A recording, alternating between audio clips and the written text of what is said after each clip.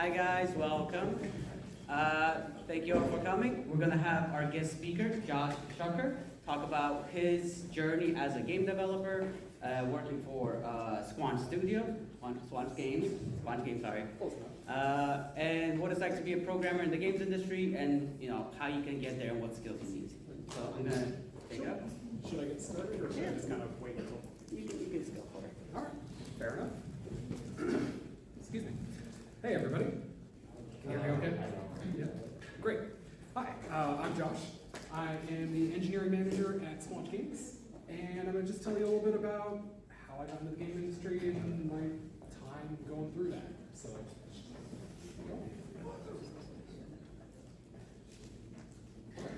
and this is just a disclaimer. Anything I'm saying is my own personal opinion and not the opinion of the company I work for. But another thing you should kind of take into consideration is I don't know you. So if I give you any advice, or if anybody else ever gives you any advice, they don't know what your life's like. So that advice may not be relevant to you. So listen to it, but then consider whether it actually applies to you. All right, so that's me like 10 years ago. Aren't I cute? All right, so the gist of it is I really wanted to work in games. That was kind of my main thing that I wanted to do with my life. It was gonna be, I either wanted to grow up and be a magician or a game developer. And I actually did both, but that's a different story. So I went to college, and they did not have any sort of game development degree. So I was like, okay, I had done a little bit of programming, building some games as a kid on like this old game development software that no one remembers.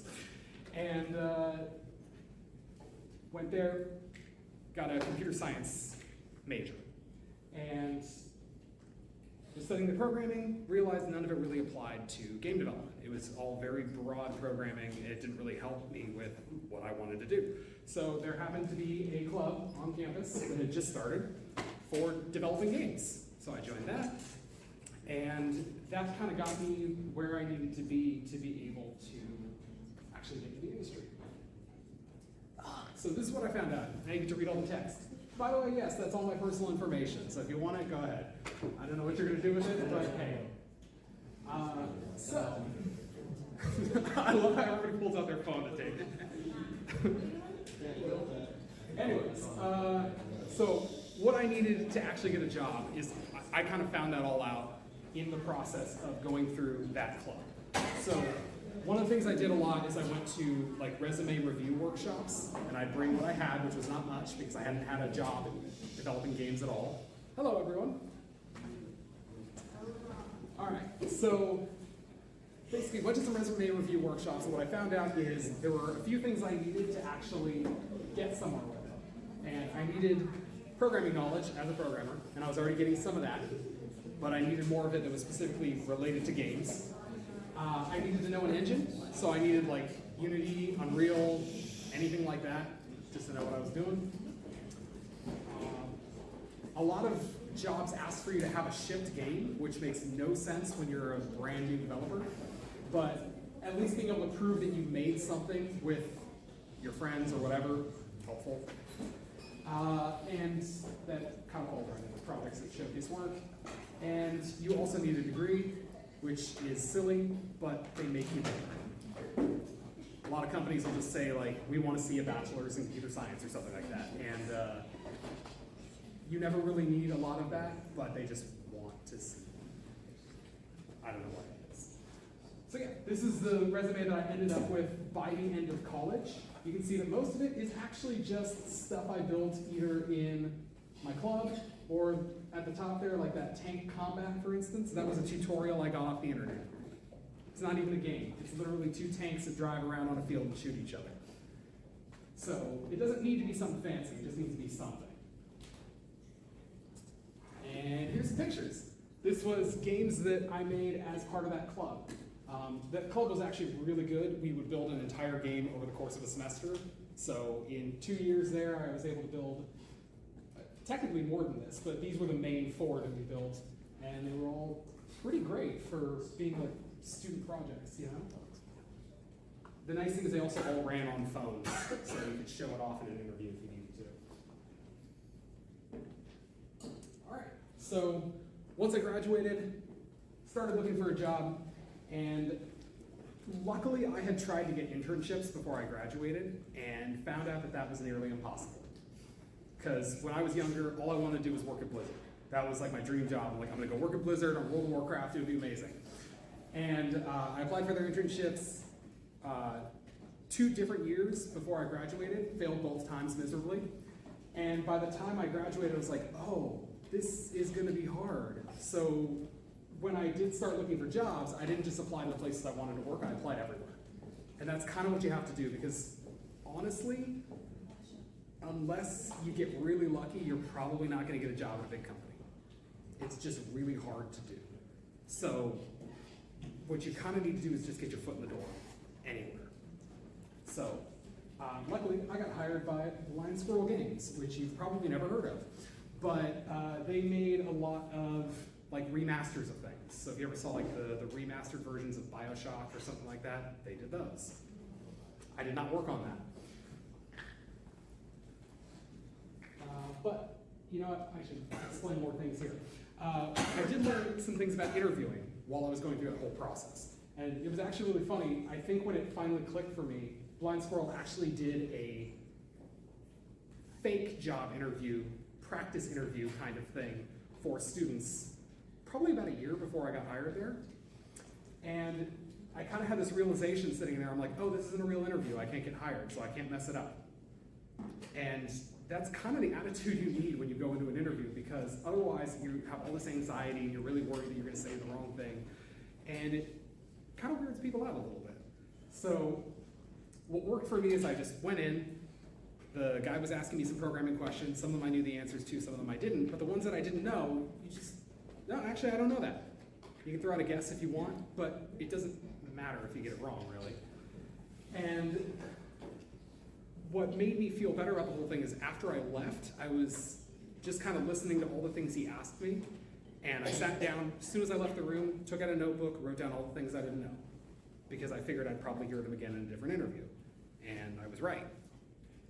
So that is probably the biggest thing that I recommend is whenever you get to the point that you're just trying to interview for really any job, if they're gonna test you on your knowledge of stuff, write down the things you didn't feel prepared for when you leave.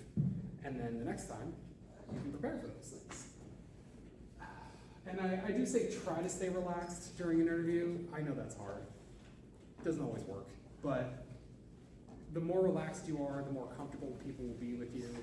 And honestly, the more likely you are to be able to remember the things you want to remember. So take a deep breath and try to think of it like you're just talking to a regular person and not to someone who's interviewing you.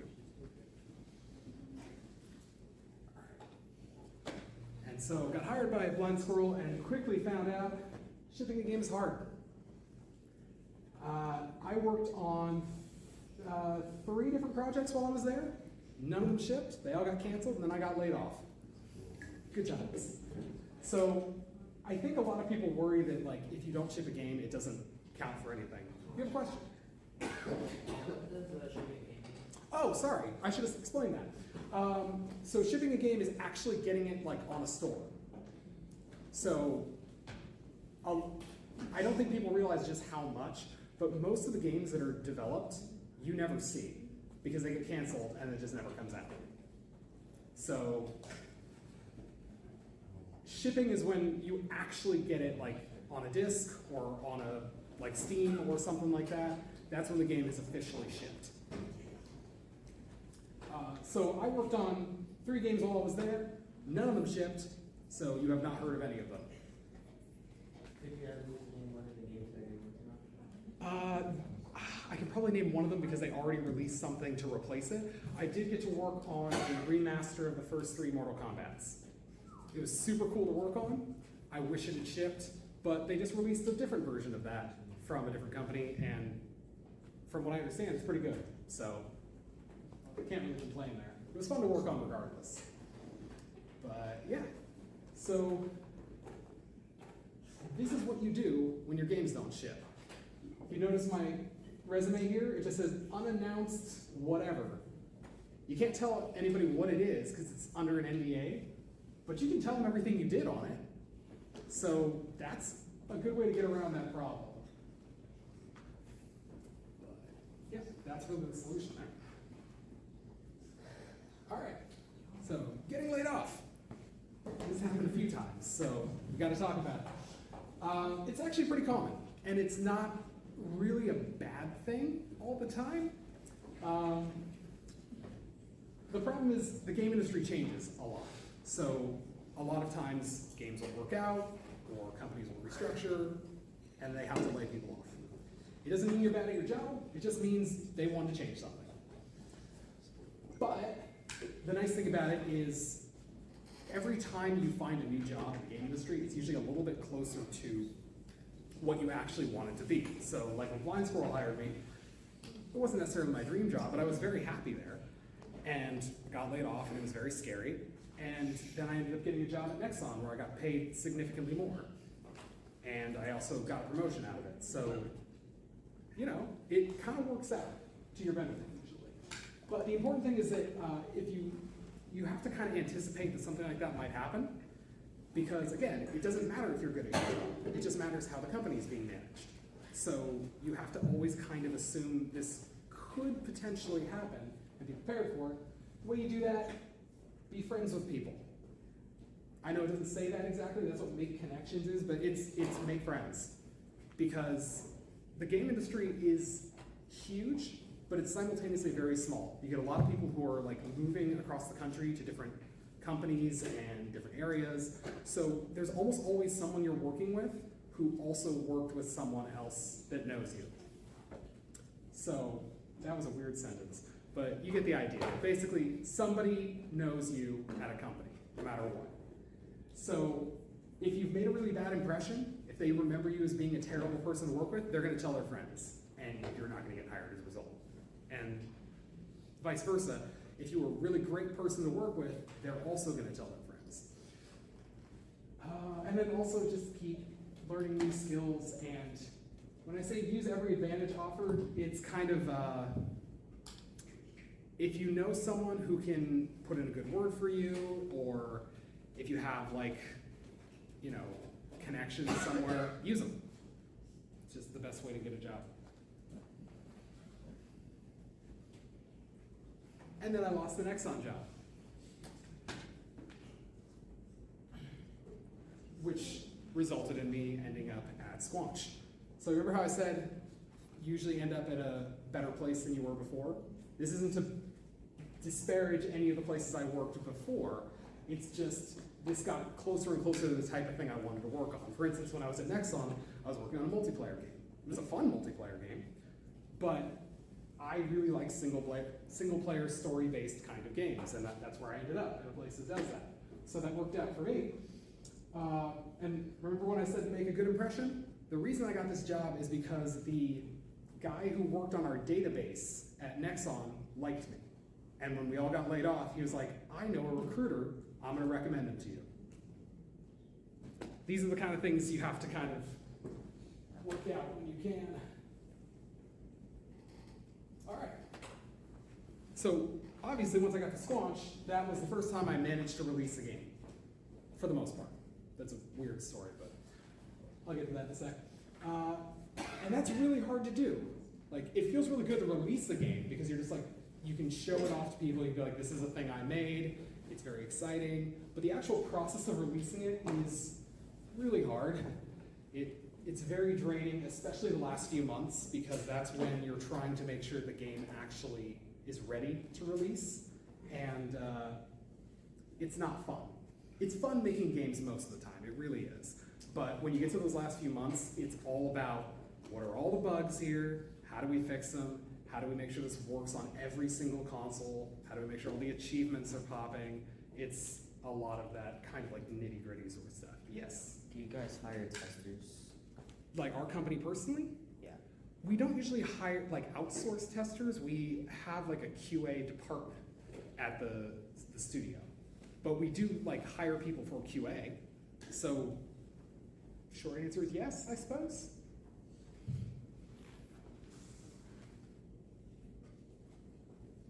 All right. So this is what I do now. Like I said, I'm the engineering manager but we are a relatively small company. I think we have about 80 people or so, compared to like, EA or Ubisoft or something where it's like 300, 400 people. So about half the time I'm doing actual coding, and the other half I'm doing management stuff. So meetings, making sure people are feeling comfortable in their jobs, making sure everybody's working on the right stuff. But this is some of the stuff that I've helped code in the game. So like there's a thing in the DLC where you can ride on walls with Knifey as a chainsaw. I built that. I did a lot of Squeezy gun from the first Time Life game. This was me working on the cinematic stuff. And then that's the thing I'm most proud of just because it looks cool. It's just a looping world you can walk through. But yeah, that's pretty much the gist of it. And this is what I'm working on right now. Inappropriate for children. What's wrong? You are a child. I'm sorry. I've just been so depressed lately. We'll fix everything. Humanity.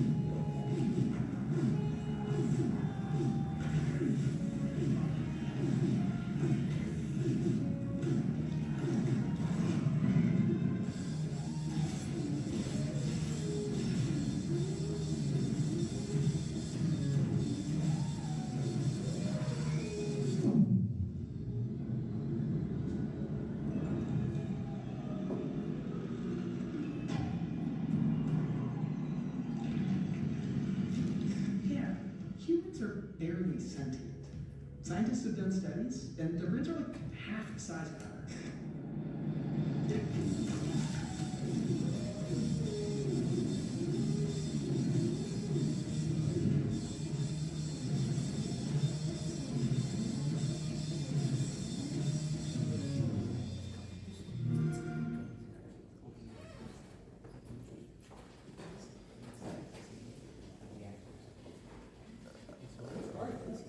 That's pretty much all I have there, but I throw this up at the end. Like, I know no one's probably looking for a job right now, but I would recommend just kind of saving these if you can somewhere.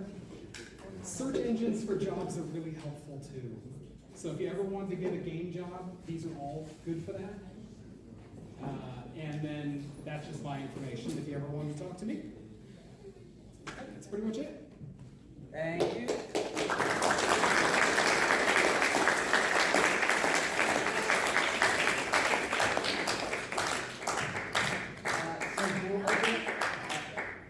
Thank you guys. Thank you. We'll open it up to Q&A if you guys have any particular questions. Hi, my name is Mark. Thank you so much for your talk. Yeah, absolutely. So I have a few questions, but I'll start off pretty simple. Sure. So you mentioned that you guys cram it at the end, right before release. You try to make sure that everything works and so on and so forth. Yeah. You also mentioned that it's typically built around an engine, right? Okay, yeah. Do you guys typically use a top-down approach when actually building the game, or a bottom-up approach to try to minimize time for this cram at the end? Can you be more specific what you mean by that? So, let's say I establish that, oh, I have this engine and I have something simple in it, and it works on all platforms. And you build up on that, make it more complicated, add more features, add this, add that. But it's still kind of testing at each step to make sure that it works on, nothing's breaking. I see what you're saying. We start with the game, and at the end of it, we make sure it works on all the platforms. I don't know how most companies do that, but I think most follow the same policy, because a lot of the stuff about whether or not it works on different platforms, it's not the gameplay that we're worried about. It's really specific, weird little features. So like, for example, Sony has a feature built into PlayStation called PlayGo, which allows you to like play like a part of the intro. Like you can start playing the game without the game being fully downloaded or something like that. So you have to have things built into your game to sort of gate the player. So it can determine whether you've got enough of that stuff downloaded that we can play the first level without it affecting anything else. And then there has to be things where if you haven't finished the download, it tells you you can't get past this point until your download finishes. I don't know how widely used it is. I personally don't use that, but it doesn't mean that it isn't widely used. But that's something that's very specific to PlayStation and not to anyone else. And so we don't really focus on that till the end of the development because we don't know what is going to be necessarily in the first level. Does that make sense? Yeah, thank you. Yeah. I'm blind. I just mean like the texture of the game so like high quality. That's entirely to the credit of the artists and then a little bit to the Unreal Engine.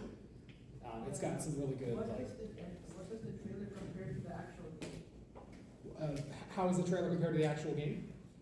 It's pretty close, if I'm being honest. The trailer is rendered, so it's not actual gameplay.